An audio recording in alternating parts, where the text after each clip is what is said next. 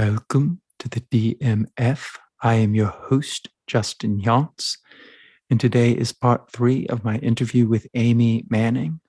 Just as a warning, there are some spoilers as we talk about some television shows towards the end. Enjoy. Tell me a little bit about working with Rhonda Shear. God, I love Rhonda. Yeah. There's too much to say. She is an enigma. There's nobody like her in the world. She's on fire. No age defines her ever, nor will it. Yeah. She's a role model. I just find her I like glory. She's a glorious human, and she's enigmatic to me. Like there's nothing that will stop her. Nothing. And they told her she couldn't be. She was too, way back when. I've said that so many times today. That she was too pretty to be funny. Like she was too pretty to be a comedian, and she just did it anyway.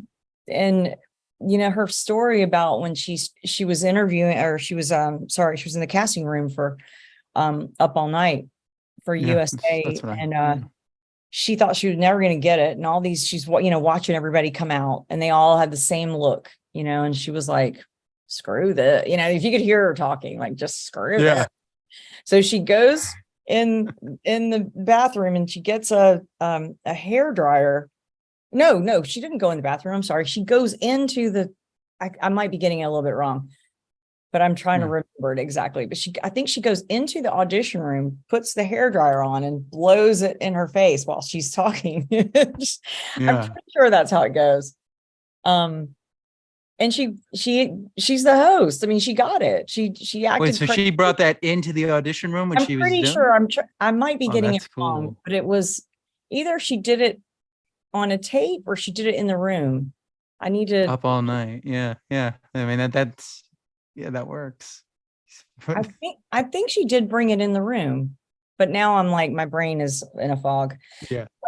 She did something crazy. I'm pretty sure she brought it in the room and did the hair dryer while she was talking. But that's just the kind of stuff she does because she's crazy. She doesn't care about what you think about her, what you tell her she can't do, because she'll do it anyway. And the woman who did everything her own way. I mean, she got married. She married her high school sweetheart after the age of 40. She started her business after the age of 40. They told her she was too pretty to be funny. She was a stand-up comedian. She hosted Up All Night for years and years and years. Major people, on Up All Night. She established relationships with. She has the best-selling bra in the world. I mean, she's a mogul on HSN. Amazing woman. If you haven't had her on your show, you should talk to her. Yeah, I'd love to. I would love to talk to her. She seems interesting. I would love it. I mean, I know her from the Up All Night thing. Okay. I'm a professional wrestling fan, so they would advertise her all the time, and I think they actually had her on a company down south called WCW. She was actually on. I think they had her do something on the company. So, like, as soon as I saw the name, I was like, okay, I gotta ask her about Rhonda Shear. She's so great. I mean, I love the fact that she just went in there with the audition, just took the hair dryer thing. I'm pretty sure. The scary thing is, an actor will hear that, and then they'll be like, "Oh, well, then I can't fail." It's like, there's a line to doing something like that. Like I've loved like I'll talk to casting directors and they'll be like, "Yeah, we had one guy who brought in a gun." So he's like, "It's not loaded." It's like, no. Don't do that. No. You're not ever gonna get the thing. That's a great audition, and the police are out back. Yeah, exactly. Officer Smith, take him out. There's somebody that said that a homeless guy wandered in and he was like really good, and then we realized, wait a minute, I don't think he's on this thing. He wasn't on the list. He's not on the list. Let's get him out of here. He's probably crazy, So yeah. People say it's hard to get an audition. I know. A homeless guy walks in. Wow. It is like, what can you do? Talk a little bit about Mia Tallarico. Oh working man. with her? She's lovely. She's in the age where she is coming out of being a child Disney star, and known Yeah. for a role that she was on for so many years on Good Luck Charlie, and becoming a young lady. And it's just Yeah. been I've been honored to be a part of, the family, so to speak, as a manager, and watching that and helping that grow. And I feel the weight. I feel the weight of it, and I'm honored to be here. So we're making very deliberate decisions Yeah. about, social media, not going into that too quickly, not trying to make a buck, like Yeah. honoring the roles that we accept. We could have made some really big films and we turned them down because she's 14 now. I mean, she doesn't need to be Yeah. opposite, an 18-year-old, having a Yeah. love scene Yeah. or Well, they're like, gonna, they sexualize them so young. And it's like, I mean, look yeah, at, that Spring Breakers thing, it's like, as soon as yeah, it comes in, here we go. Miley Cyrus. Now she's going to do smut, it's yeah. So we're just trying to be really, really deliberate. And smart. that means, reading every script, reviewing everything. We don't have a legal 18 status. She's in school. She wants to stay in school. She has shifted a little bit from the licensing. She's not in the pets and the guinea pig. She has 2 guinea pigs, but she doesn't want to do the pet things and the stuffed animals. Now it's makeup. And Yeah. so the 14 is That's understandable. It's, yeah, at one point you're playing with Barbies. Now you're, right. And then you're looking at now fashion, it's makeup, talk phones. Yeah. skincare. So things are changing, but she just accepted a lead role in a film, and we're really excited about it, American Summer. And Mm. we're looking at, just how to grow her business and how to grow her brand, but also to let her be a child. And so that That's falls on smart. me. And so I'm kind of remembering, where things were with Paris, and Yeah. wanting to look at her trajectory, because she can do whatever she wants. She could be that big, but Yeah. she needs to, her mom wants to make sure, Claire, that we're doing it the right way, and that, Yeah. we just let her be a kid, not grow up too fast. So, I was going to ask you a little bit about CASA. oh yeah. Do you want to talk a little bit about CASA that? is, court appointed special advocates. They, I've been working with them when I was in LA, and then I started working with them here in Georgia too. They're wonderful, wonderful people. If you don't know anything about them, I would definitely look into it. They're advocates for children in foster care. So when children in foster care go into court, they've basically been either, ripped from something familiar, from their family, they're in a really, really emotional situation, and they don't have anybody speaking to the judge on their behalf. And that's what court appointed special advocates do. And in some states, they're called guardian ad litems. So in LA, they're called CASA. In other states, some states, they're called guardian ad litems or GALs. And that has no indication of sex. It's you don't have to be an attorney or a male, female, anything. It's just you're just a volunteer, and you have to go through a training program and then be appointed by the court and accept a position with the court. And then you do the research on a case. So you come in just like an attorney, and you're appointed to the case, and you interview family members, you do search with everything, you fill out a case report for the judge, and the judge looks at you in court just like an attorney or anything else. I mean, they take your opinion like gold. I mean, because you're speaking for the child, and the child tells you, that's the goal. They tell you what they want and what they're feeling and and then you figure out, is this a good situation? Are they parentified? Are they doing this? Or what's going on? Do they need a better educational plan, or do they need counseling? And then you advise the judge on their behalf. And it's a wonderful thing. And every kid in the foster care system could have a CASA. That would be ideal, but there's just not enough. There's not enough to go around, especially in LA County. So you're lucky if you get one. Yeah.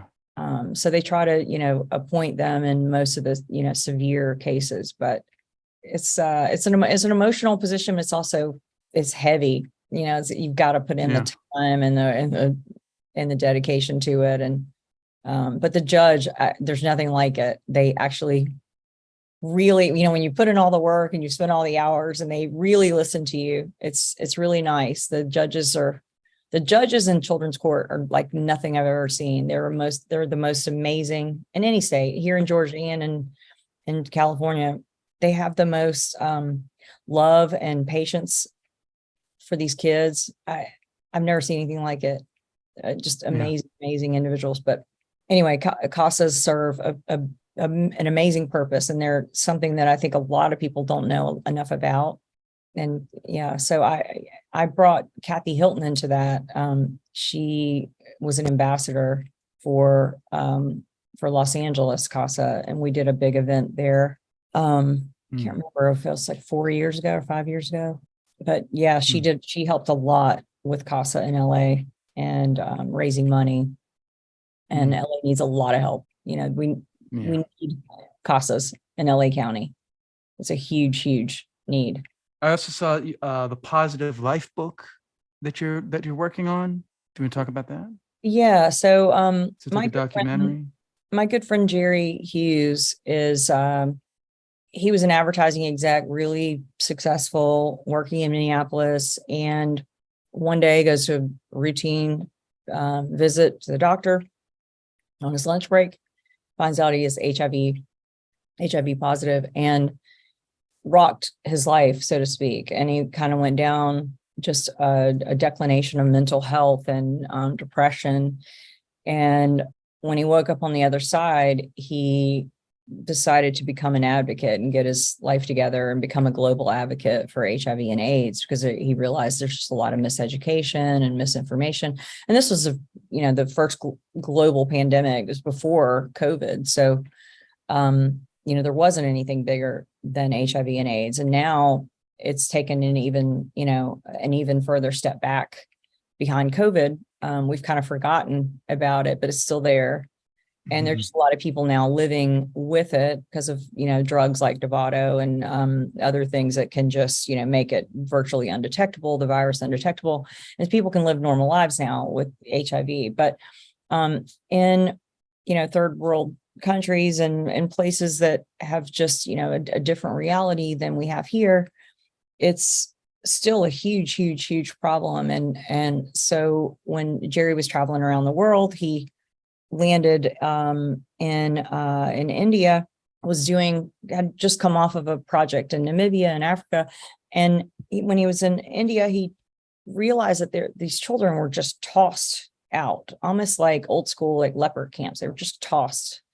And because they had HIV and they were left to die. And he said, something's got to change. This is not okay. So he moved out of Minneapolis and moved to Nagpur, India, into the slums, a word that I'm not, I hate using that word, but that's basically, it's very, very disparate.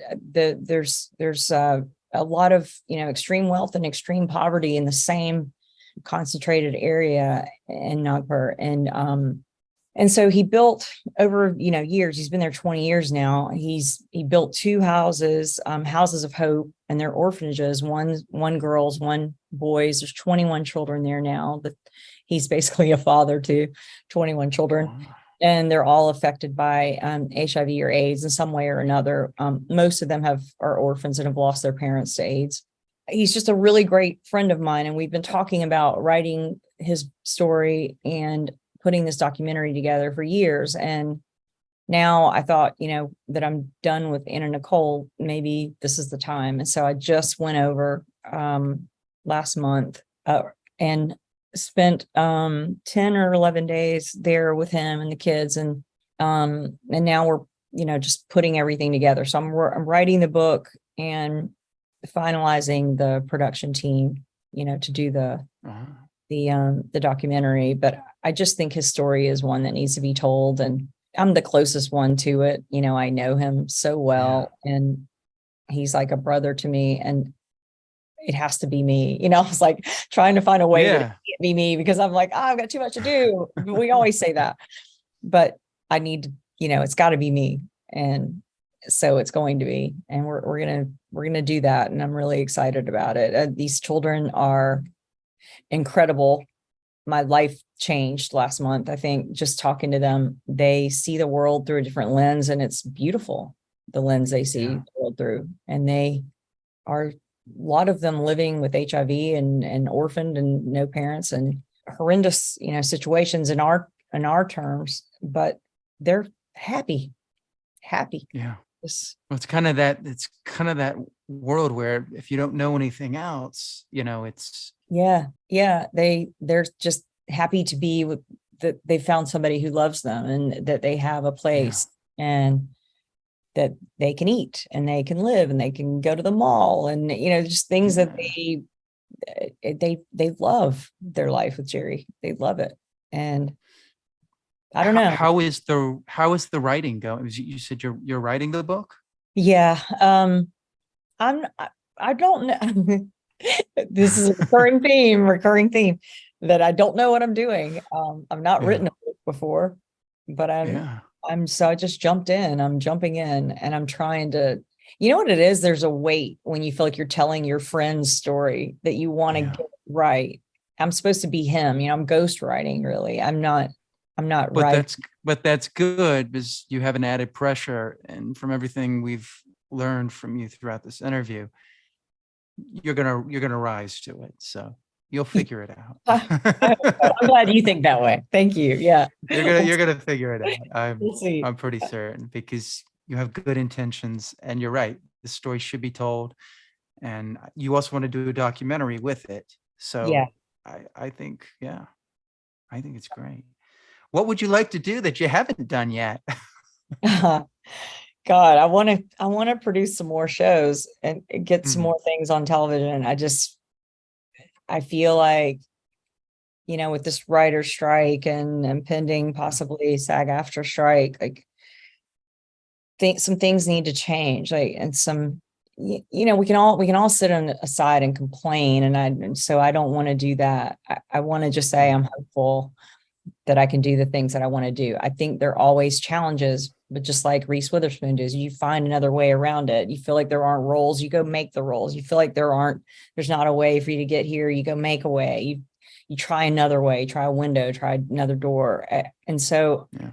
that's what I'm trying to do. And I'm, you know, in my recurring theme of, you know, failing till you make it and just busting in and just trying whatever it takes. That's kind of what I want to do. I want to get there and tell more stories. I really do. I Yeah. just want to tell more stories and be successful in another lane. I want to really go hard into the producing lane if I can. Yeah. But I'm, you know, winning a little bit, failing a little bit. I don't I know. think you're doing more winning from what I've heard. Do you have a beginning of the day routine? Yes, I I do. thought so. I Sadly. thought you would. Yeah. Um, I have a little 5-pound Chihuahua that you heard Oh, earlier, from Venice yeah. Beach. She's a rescue. She's got an attitude, and I love her though, but she's got an attitude. And she wakes me up, or I wake up. I wake her up. Either way, we wake each other up. Um, and she immediately has to go out, and then we have coffee, and then we go on a walk. I mean, I feel like I need to get Oh, out of the house in the mornings. And yeah. the birds are like, this is usually at 5:30. I left that out. The birds are crazy at 5:30. Have you ever heard birds at 5:30? They're really awake, like Yeah. awake at 5:30. Oh, in the morning? Yeah. They are Yeah, very, yeah, it's dark, but they're they're, awake. They're so yeah. loud. I don't know if I've often wondered if it was just because the city is more quiet, or if it's just because, you know, that you can hear them better, but I don't think so, because they're really loud I and they're think it's that the awake. birds, you know, I mean, they're not like us. They don't, you know, stay up past a certain day. You know, when it becomes dark, Yeah, that's when they're they in go to bed at a bed. good decent You know, hour. they don't, Yeah. They're not like us where it's like, oh, do I have to get Yeah. up They got now? to greet the Really? sunrise. Yeah, I don't birds don't know. do that. Yeah. Sun up, sun down. So that's So not a, they're that's not a very good like businessy ritual that I just told you, but it's what we do every day. But I feel like it sets me yeah. in mind for business because I think if you just get Yeah. out your own way, if you look at your phone, you jump right into your email, you jump right into your No, don't do that. laptop. That's like the worst thing you could do because then you become like a rat on a wheel and it's like Right. you can't be as productive. I try not to. For me, I read affirmations and I meditate, then it's like, okay, now I'm ready to, look at the emails of like Yeah. what it's Yeah. gonna be like, So that's your so I morning know routine meditation. You do that? meditation, reading, reading affirmations, writing in a journal. Like I'll get a dream or whatever, and I'll be like, oh, I got to write about that, or I'm not going to remember that, Yeah. and I'll write about that. It's kind of like what is it, the artist's way thing, except I'm not Yeah. writing 3 pages, just writing 1 page. Yeah. Yeah. Yeah. No, I love that. I love that. I found that Um. walking has gotten the Yeah. active part out. And then I'd go through I don't Yeah, and know. then I will go to the gym and I'll walk. Just do a Yeah. little light walk up, look at emails. Yeah. Me too. Do you have a nighttime routine? Not really. Every day's different for me, I feel like. Yeah. Um, I do try to be, I'm listening to you talk about meditating and being spiritual, and I do that. I just don't have it on a routine. And I kind of like listening to you, wishing that I did.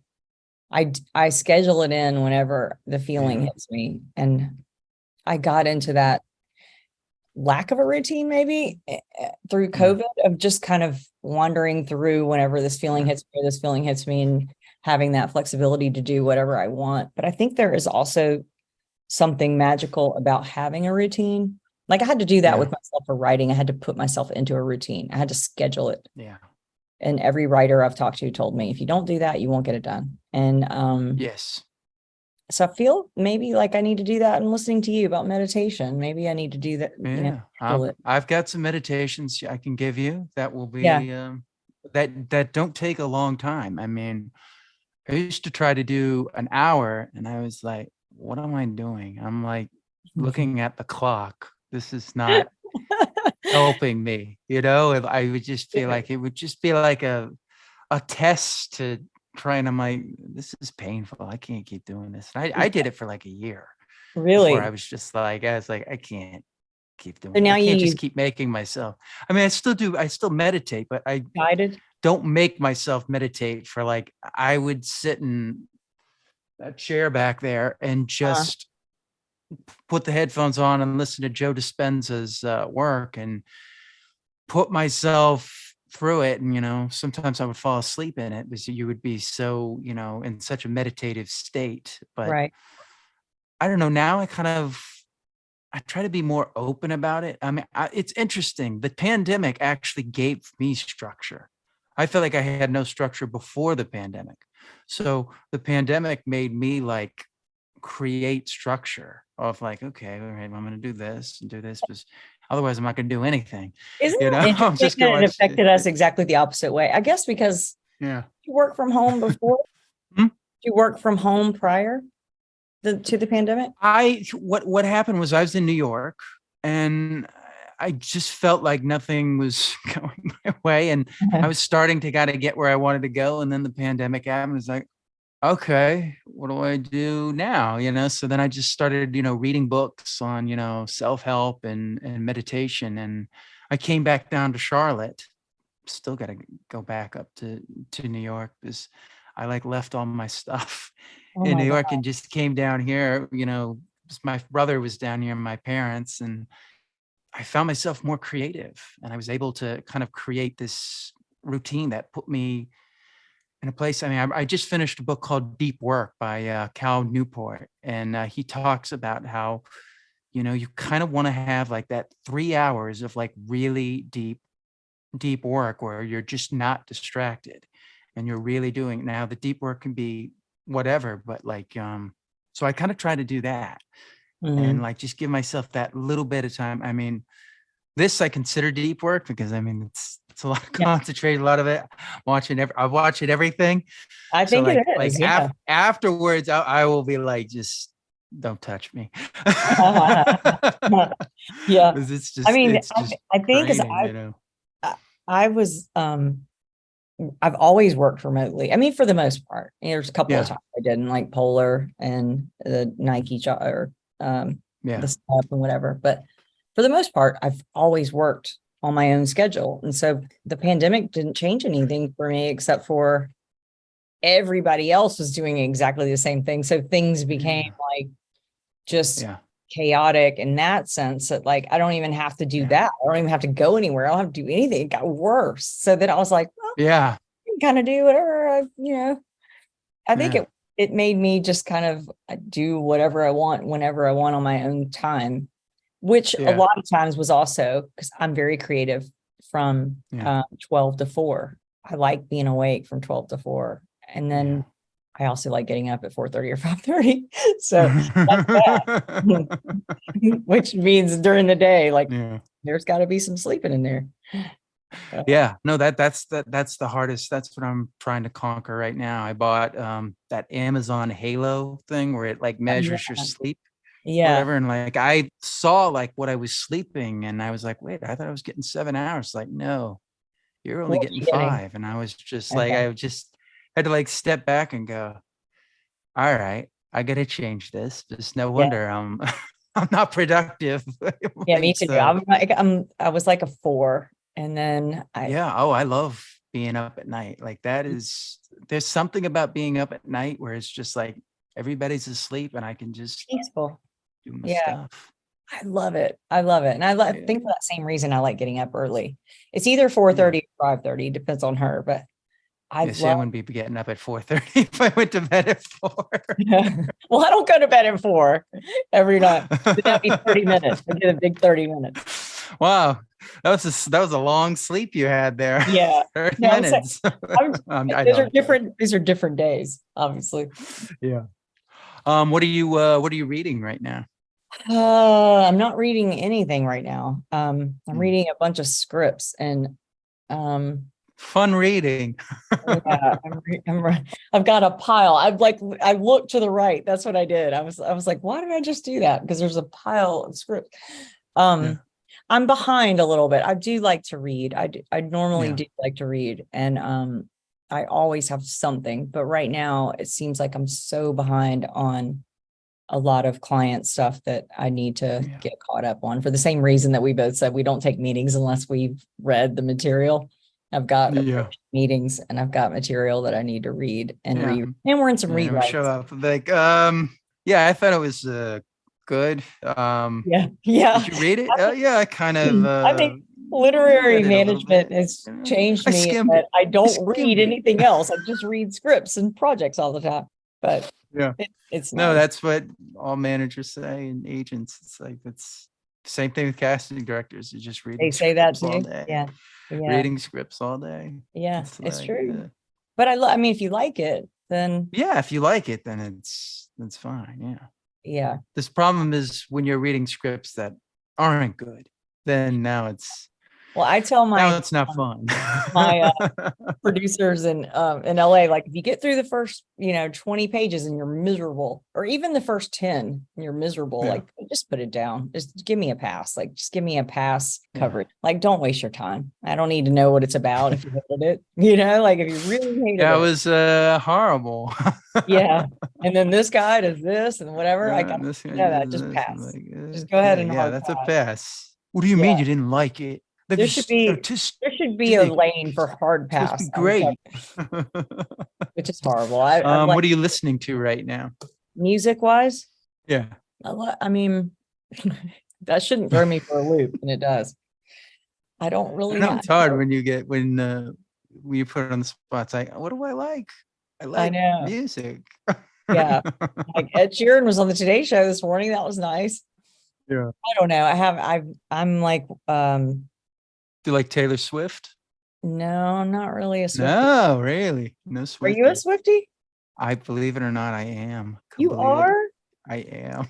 Wow, I think it's really cute. I'm I like, mean, I think I'm in awe of her. Let me say that. I'm in awe yeah, of you were her. talking about somebody having her stuff together. That to Wow. do all she's doing, that stage show that's like 3 hours. Incredible. Like and I heard that she performed like in the rain, wherever she was the last time Yeah. for hours and hours. She is amazing. Should And I think, change the song and do a song that involves the rain. I mean, she's a consummate performer. yeah, I think she's amazing. I just don't, I wouldn't, Yeah. feel right calling myself a Swiftie because I don't know any I don't know a lot of her songs. I know some of them, like the big popular Yeah. ones, but Yeah. I don't follow her like that. But I think, am I in awe of her? Hell yeah. She's tremendous. Yeah. And the thing is, like they were saying this morning, I was listening to Hoda Copy on the Today Show, and she said something that resonated with me. She said her her fans feel seen. I thought that was really Yeah. beautiful. Yeah. No, you can. What is it? Brendan Kane or whatever, who wrote a book about social media. He worked with her early on, and he said even early on, it was all about, is this something my fans want to do? Yeah. So I think that's one of the reasons why she's continued to grow. And you were talking about somebody who also, rebranded herself. For a Yeah. minute there, she was this, and then she completely rebranded herself. Same thing, Yeah. same thing with Paris. Yeah. She took that time and changed everything around. What are you watching now? Oh my God, what am I not watching? I'm watching everything. I really love Silo, which is crazy Hmm. because I'm not a sci-fi person, but I fell into it and I try to watch everything I mean, I'm always watching. Succession. I love Succession. I'm so sad that Oh yeah, what did you think of that? That was. I'm so But sad. I can't even handle the sadness. Like every time it's Sunday, I'm like, oh my God, it's not good. spoilers. What did you? Yeah, what did you think of? What you think of that ending? You've seen it, right? Yeah, I've seen it all. I Okay. just said spoilers. Spoilers again. Yeah, right. The show will be ruined What for you. everybody wants to say something about it, right? Because we're sad that it's over. Yeah, But I thought it was a great place to leave it.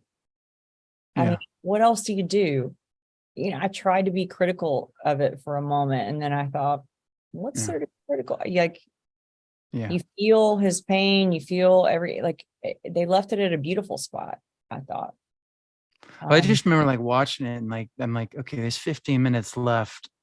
Something's happening here. He's not getting that. I He's either going to have a huge fight and get the company, or he's not getting the company, because it's like there's no drama here if yeah, he doesn't have something here. And I'm like, we got like 15 minutes left. right. Well, because we've been so accustomed, right, to Yeah, having something big cliffhanger happen at the end because that's what yeah, you do, and waiting for the net. And I was waiting for something cliffhangery to happen, like so that we're yeah. hanging on to the net because you think it's going to come back.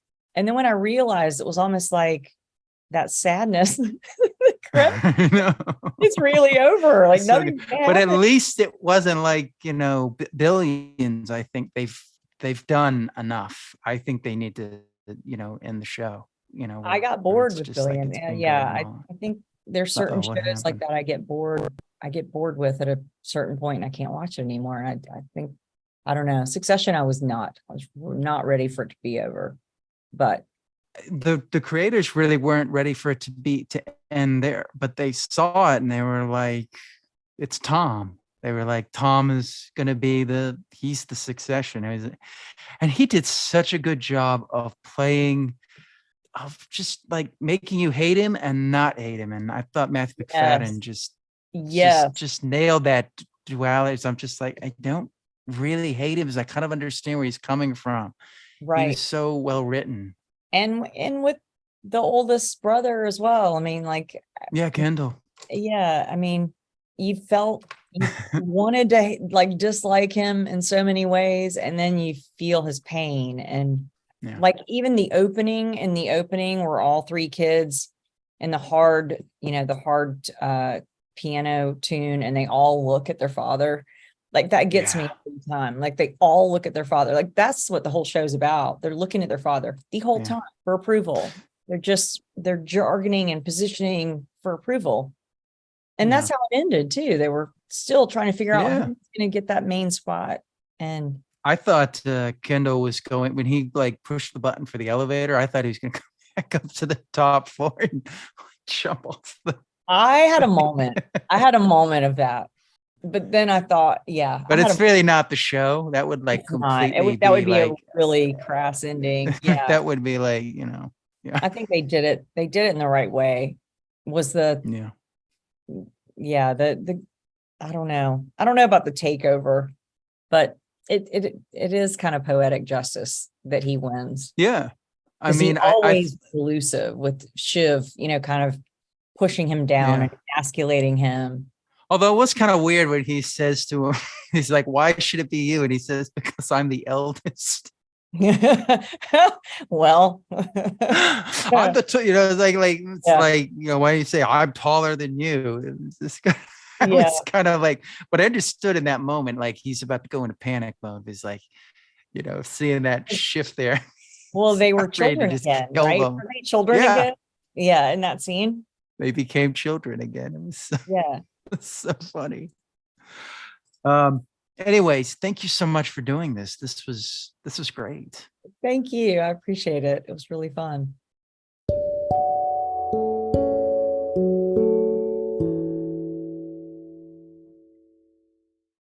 Okay, that about does it for this episode. I want to thank Amy Manning for her time. Please like, share, and subscribe. And consider checking out the YouTube channel. As always, you can find me at Justin Yachts. And I will see you next time on the DMF.